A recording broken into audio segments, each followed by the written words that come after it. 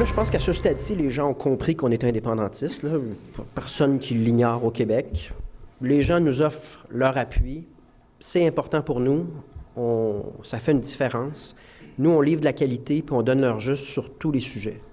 Puis quand on parle d'indépendance, c'est pas que c'est avantageux nécessairement sur le plan électoral. C'est pas un calcul tactique. Paul Saint-Pierre Plamondon qui commentait les sondages. C'est rare, normalement, les politiciens disent qu'ils ne commentent pas les sondages. Il est meneur de ce plus récent coup de sonde mené au Québec. Paul Saint-Pierre Plamondon et le PQ sont à un sommet depuis l'élection de Pauline Marois. En contrepartie, la CAQ n'a jamais été aussi basse dans les intentions de vote depuis 2016. Bonsoir à vous deux, Alex et Louise. Bonsoir. D'abord, Alex, la CAQ, est-ce qu'elle récolte les contre-coups de la pandémie et des hésitations, ces remises en question des grands projets? Est-ce que c'est ça qui se passe? Oui, bien, il y a un mouvement, je pense, généralisé en Occident, on va se le dire, post-pandémique, c'est certain. On le voit en France avec Emmanuel Macron. On l'a vu aussi aux États-Unis avec Joe Biden. Même chose pour Justin Trudeau à Ottawa. Donc, il y a un mouvement de fatigue dans la population alimenté par l'inflation, par la stagnation économique, puis le Québec n'y échappe pas. Mais qu'est-ce qui vient nous dire le sondage léger Journal de Québec? Essentiellement, c'est que le glissement pour la coalition Avenir Québec n'est pas terminé. Il y a eu une embellie durant l'été puis au début de l'automne, sauf que là, on est toujours dans la marge d'erreur, une baisse de 3 %. Mais il y a quand même une pression à la baisse, on pourrait le dire comme ça, si on utilise le langage financier. Puis là où c'est peut-être plus inquiétant encore, c'est pour ce qui est du taux de satisfaction, où là, on est au-delà de la marge d'erreur. Une baisse du taux de satisfaction de 6 %, c'est quand même important. Puis, il y a aussi une responsabilité de la coalition Avenir Québec là-dedans. Il y a des mauvais choix qui ont été faits, il faut le dire. Le gouvernement l'a reconnu lui-même. Il y a peut-être un déficit de crédibilité lorsqu'on parle des dossiers liés au transport, tramway, troisième lien. On a aussi cette impression que pour certains enjeux importants comme l'immigration, la coalition Avenir Québec a promis beaucoup, mais n'a pas livré ou n'est pas allé chercher beaucoup de victoires. Même parfois, on a l'impression qu'il y a eu des actions qui ont été prises sur le terrain un peu contradictoires. Par exemple, on disait si les seuils d'immigration sont trop élevés, on pourrait se retrouver à louisianiser la majorité francophone au Québec.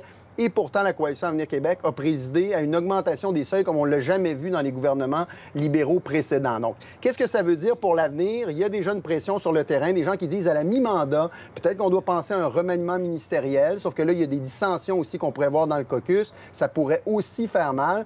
Puis peut-être que François Legault devrait réfléchir à son avenir aussi. Peut-être qu'un troisième mandat pour François Legault, c'est pas la meilleure des idées. Louise? Ben oui, si on prend un point de vue plus régional, là, on le voit sondage après sondage. En fait, depuis la victoire du Parti québécois dans la circonscription de Jean Talon, ça ne bouge pas vraiment à Québec. Hein. Le Parti québécois, sondage après sondage, est bon premier. L'autre mouvement qui se confirme dans la région, c'est le Parti conservateur d'Éric Duhaime, qui lui aussi est rendu même ex-aequo avec la CAQ là, dans la région. Ils ont tous les deux 22 % des intentions de vote, alors qu'au Québec, dans son ensemble, pour les conservateurs, c'est 15 %. Au niveau de la satisfaction ou de l'insatisfaction à l'égard de M. Legault, 61 % à l'échelle de la province et 66 % à l'échelle de la région de Québec. Donc, on est encore plus insatisfait à Québec que dans l'ensemble du Québec. Tout ça pour vous dire que, visiblement, malgré les promesses du gouvernement caquiste depuis l'élection de Jean Talon, où on voulait reprendre le dialogue avec la région de Québec, peu importe ce qu'on fait, peu importe ce qu'on dit, ça ne se matérialise pas dans les sondages. Louise, je veux reprendre la conversation qu'on avait tantôt, l'audit de performance des sociétés de transport. On n'aime pas ça, ça grince à Québec là, d'être 9e sur 10 là, pour ce qui est de la performance financière du RTC. On n'aime pas ça se faire dire ça, Louise, au RTC. Évidemment. Puis on se aperçoit quand même que cet exercice-là qui a été fait a ses limites. On parle d'un audit de performance. Quand on voit que Lévis arrive 3e et que Québec arrive 9e, bien, on constate rapidement qu'il y a des limites à ce qu'on pouvait faire et ce qu'on pouvait dire à cet exercice de comparaison. Ce qui fait qu'aujourd'hui, quand le RTC est venu se présenter devant la presse, ils étaient un peu en mode défensif. Encore plus parce que ce rapport-là a été déposé il y a une semaine et depuis ce temps, on a entendu le maire, on a entendu beaucoup et à plusieurs reprises les oppositions, notamment sur le nombre de cadres au RTC, ce qui fait que le RTC, quand il vient s'expliquer aujourd'hui, est un peu à la remorque. Et puis les gens ont déjà probablement une idée de fait sur ce sujet-là, puis ils sont pas tellement ouverts à des nuances qui pourraient être apportées. Donc, ils arrivent peut-être un petit peu trop tard dans la discussion.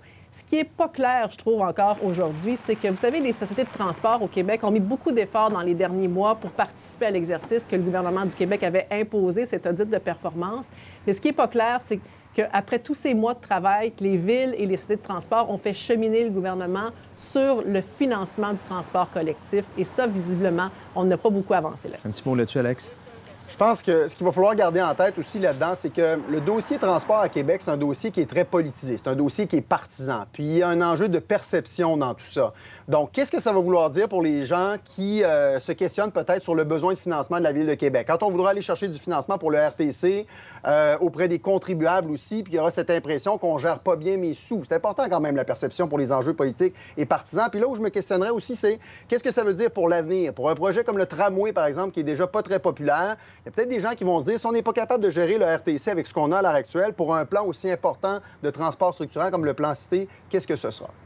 Hey, il s'est passé quelque chose. Moi, je pensais pas qu'on allait voir ça notre vivant. Le pont de Québec est maintenant une propriété du gouvernement fédéral, donc il pourra le rénover comme il le souhaite et même, Louise, y faire passer des camions lourds. Hey, ça, c'est un sujet presque tabou. Bien oui, c'est vrai que cette semaine, on devait annoncer le rachat, puis la nouvelle, c'était qu'on venait de confier ce dossier-là à la Société des ponts Jacques-Cartier et Champlain. Mais c'est aussi vrai que la question, finalement, a été détournée sur la capacité portante du pont.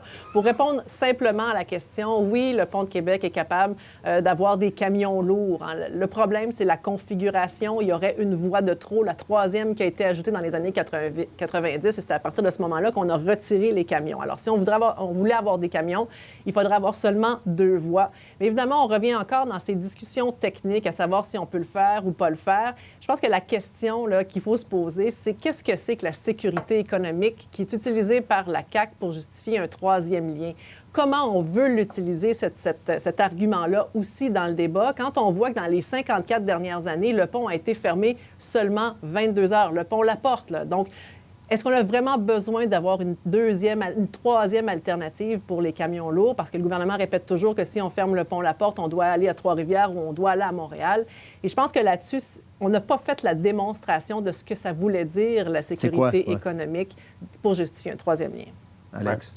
Ben moi, j'ai hâte d'entendre la ministre Geneviève Guilbeault réagir là-dessus puis vraiment préciser ce qu'elle veut dire par sécurité commerciale. C'est peut-être une occasion aussi pour le gouvernement de rendre son argumentaire plus authentique aussi, de dire que, en fait, s'ils veulent le 3e lien, c'est surtout parce qu'il y a une demande sur le terrain. Puis c'est légitime pour un gouvernement de vouloir répondre à une demande sur la Rive-Nord, sur la Rive-Sud. Il y a des gens qui en veulent de ce 3e lien. Puis c'est peut-être une occasion, donc, pour le gouvernement de se dépatouiller un peu de ça parce que le risque qu'on court, c'est de pelleter encore par en avant puis de se retrouver avec un problème encore plus gros avec un argument comme celui-ci, un peu comme c'était le cas pour la circulation qui ne peut pas être démontrée, là. Bien, vous savez quoi? On aura un énoncé économique la semaine prochaine. Peut-être qu'on aura certaines réponses aux questions qui ont été soulevées au cours des dernières minutes. On aura l'occasion de s'en reparler. Merci à vous deux. Bonne soirée. Un plaisir. Bye-bye.